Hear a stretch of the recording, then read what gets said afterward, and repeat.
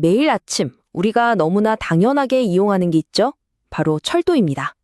우리 도시와 나라를 촘촘하게 잇는 이 강철 네트워크는 사실 우리 사회에 보이지 않는 생명선이나 다름없거든요.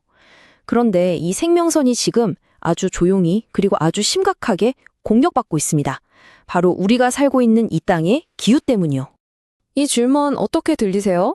그냥 좀 과장된 얘기 같다고요? 하지만 이게 더 이상 영화 속 이야기가 아닙니다. 기후변화라는 이 거대한 이슈가 도대체 어떻게 매일 아침 여러분의 출근길을 위협할 수 있는지 오늘 바로 그 연결고리를 한번 제대로 파헤쳐 보겠습니다. 자, 문제의 핵심으로 바로 들어가 보죠. 극한의 날씨가 우리의 철도 선로를 말 그대로 물리적으로 공격하고 있습니다.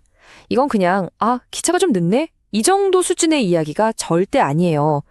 화면을 보시면 두 개의 상반된 힘이 우리 철도를 양쪽에서 압박하고 있어요.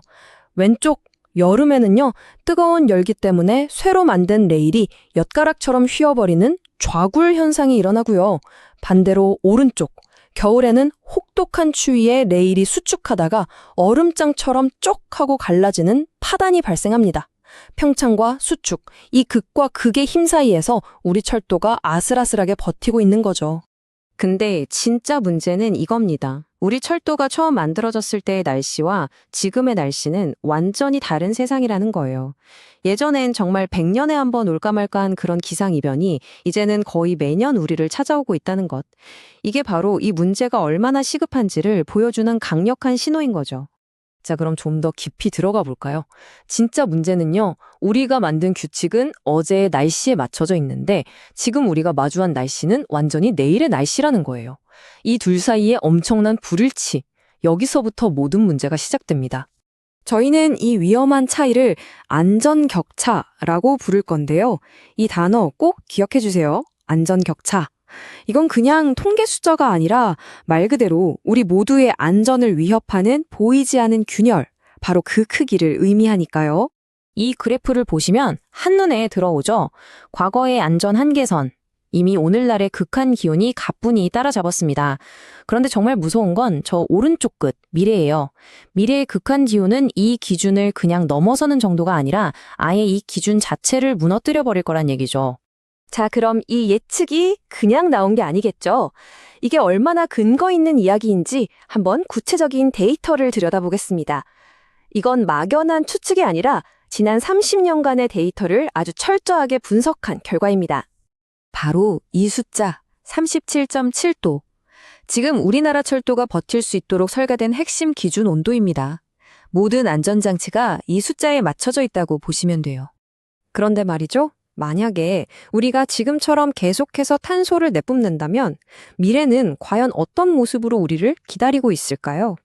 자, 15.4도. 와, 현재 기준보다 거의 8도나 높죠. 이건 더 이상 격차라고 부를 수도 없어요. 이건 그냥 거대한 틈, 심연 그 자체입니다. 우리가 철석같이 믿었던 안전 시스템 전체가 뿌리째 흔들릴 수 있다는 강력한 경고죠.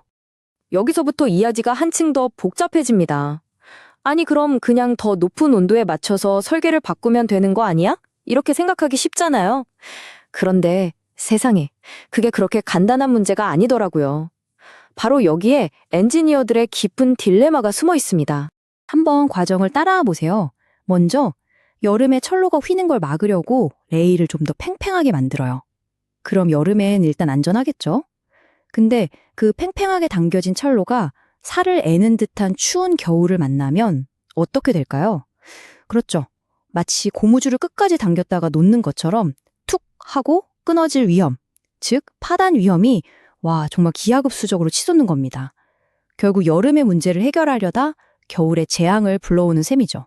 결국 이 딜레마가 우리에게 뭘 말해주겠어요?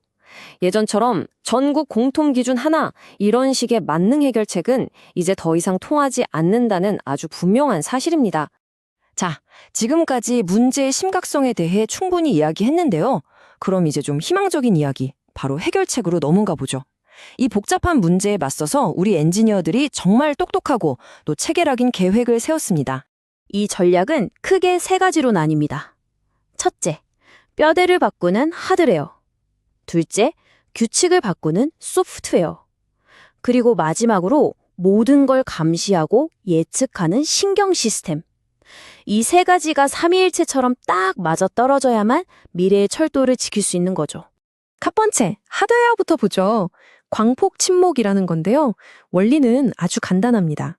침목을 더 넓게 만들어서 땅을 꽉 붙잡는 힘, 즉 마찰력을 극대화하는 거예요. 근데 그 효과는요? 와, 이 간단한 변화만으로도 레일이 휘려는 힘에 저항하는 능력이 무려 40%나 강해진다고 합니다. 대단하죠. 두 번째는 소프트웨어, 바로 규칙을 바꾸는 겁니다. 옛날처럼 전국 다 똑같이가 아니고요. 이제는 지역마다 기후 특성이 다르니까 거기에 맞춰서 더 유연하고 지능적으로 대처하는 거죠. 뭐 예를 들면 다리처럼 특히 취약한 곳은 안전 기준을 훨씬 더 빡빡하게 만드는 식으로요. 그리고 마지막, 이게 진짜 하이라이트입니다. 바로 신경 시스템. 이건 뭐 거의 철도의 미래를 보는 두뇌를 달아주는 거나 마찬가지예요. AI가 실시간으로 날씨 데이터를 싹 분석해서 3시간 뒤에 저 구간이 위험하겠는데? 하고 미리 알려주는 거죠. 그럼 어떻게 하냐고요? 위험해지기 전에 선제적으로 선로에 물을 뿌리거나 기차 속도를 줄이라고 자동으로 명령을 내립니다. 사고가 터진 다음에 수습하는 게 아니라 사고가 날 싹을 아예 잘라버리는 거예요. 패러다임이 완전히 바뀌는 순간이죠. 자, 이 모든 노력들을 종합해보면요. 이게 단순히 낡은 철로 좀 고치는 그런 차원의 일이 아니라는 걸 알 수 있죠. 이건 새로운 기후라는 현실에 맞춰서 철도 시스템 전체를 완전히 새로 디자인하는 거대한 재창조 작업에 가깝습니다. 슬라이드의 이 한마디가 모든 걸 말해주는 것 같네요. 결국 이 모든 기술적인 노력은요, 단 하나의 약속을 지키기 위한 겁니다. 우리가 기차를 탈 때 당연하게 믿는 것. 이 기차는 안전하고 제 시간에 도착할 거야 하는 그 신뢰성 말이죠. 바로 이 사회적인 약속을 지키기 위한 싸움인 겁니다.